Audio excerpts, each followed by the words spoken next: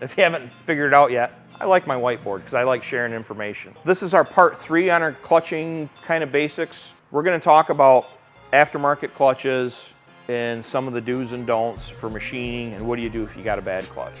The first thing is we've had a lot of issues with aftermarket clutches. There are some companies that do a really good job and we've had 0 issues with them. And we've had other ones where they change enough stuff where, like, if you have a clutch kit, it doesn't work in their aftermarket clutch now. Or their clutch, they don't offer any more springs or different weights, and that creates a problem. I really deter people from buying Polaris clutches off Amazon. We have had nothing but problems with that. They're not real Polaris clutches. I get that they have the part number on it and that, but when you take that clutch and get one that we get from the dealer and put them next to each other, they are not the same.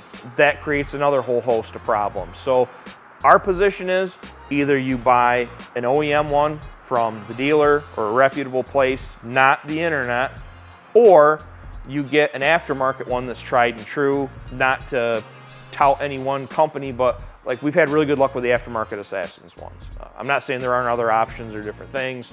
I mean, obviously there's a bunch of performance clutches out there. You know, Evo's got the tap. LaRue's got a very sweet clutch that they're doing. We're not getting into that. We're just talking about, you know, stock replacement type stuff. Machining the clutches.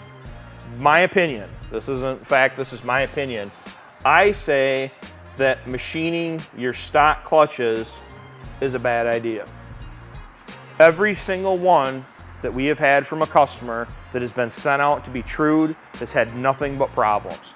Every time we've ended up going back to an OEM clutch because it just can't be dialed in. You call the company that machined it and they say, yep, sell the customer a new clutch. And it's like, then why did you machine it to begin with? Because you got the sheaths inside the clutch, what will happen is where the engagement is, it'll wear here. Or if you hang out in this area for speed, it'll wear here and you put a straight edge on it and there'll be daylight underneath these spots. But when you try to machine this to get rid of those, you're taking a ton of material off the clutch and you're changing the distances for when it grabs the belt. The material helps with cooling and with strength. When you get rid of that, it's a problem. And there's the issue, you could have them machine it on the wrong angle. Now that's a whole nother batch of issues. Not to say that for guys that are racing, that are truing their clutches and getting to perfect and getting every little bit out, this is a thing for them. For you, trying to put 3,000 miles on a trail machine, I think it's a bad idea. Another thing that we do like is on the primary cover, there's companies that have